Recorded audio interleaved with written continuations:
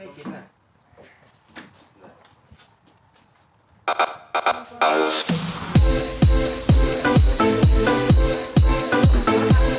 ไปชมป่าโกงกลางครับโกงกลางครับ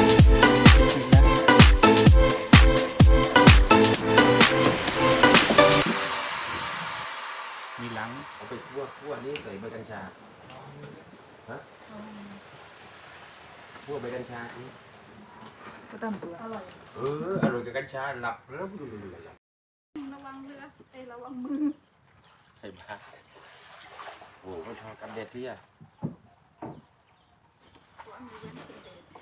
โอ้โหมึงนึกว่ามึงชักดึงทีไหม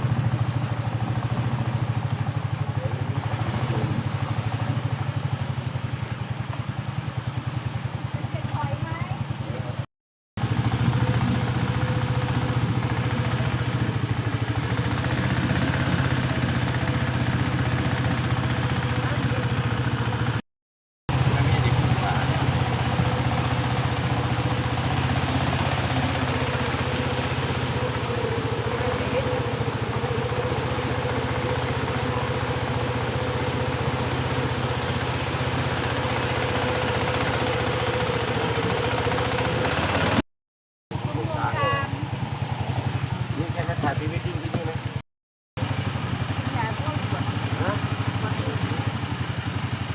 ดูได้จริงจริงทางนี้เลยบ้านช่องนี้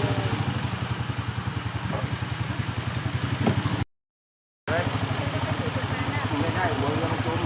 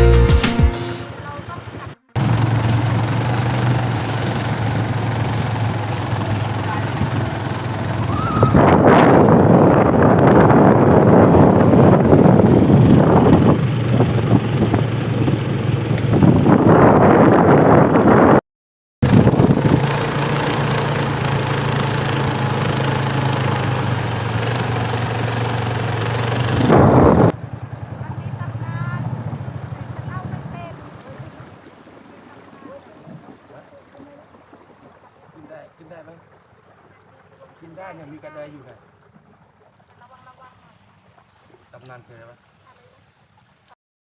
เขาก่อนพาเด็กมาเขาบรรยายให้เด็กฟัง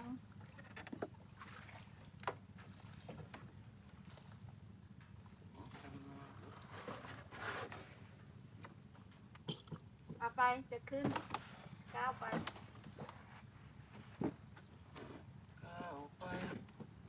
รู้ว่ามึงไม่ขึ้น ขาดมาเดี๋ยวนี้กู ไปอ๋อมีตำนาน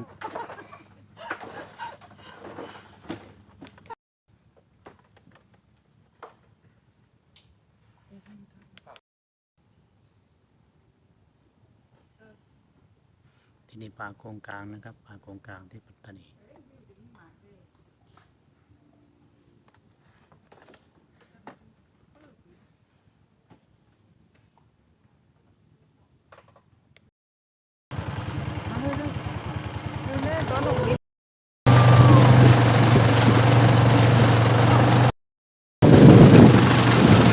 โอ้เดี๋ยว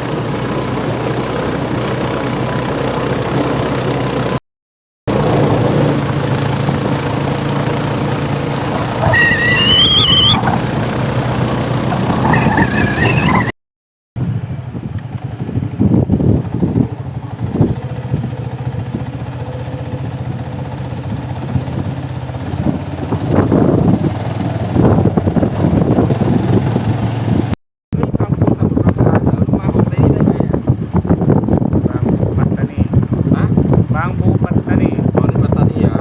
อันนั้นเราพูดว่าไปมีปัตตานีกันว่าไปทั้งหมดภาษา บางปูสมุทรปราการ บอแมนสมุทรปราการ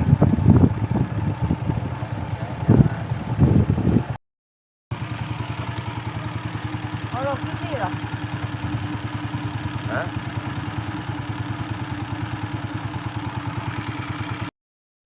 ตรงนั้นน่ะจะลงไหมมีรูปปูอยู่ตรงนั้นจะลงไหม เช็คอินกับนี่วิดีโอ ไม่เป็นไร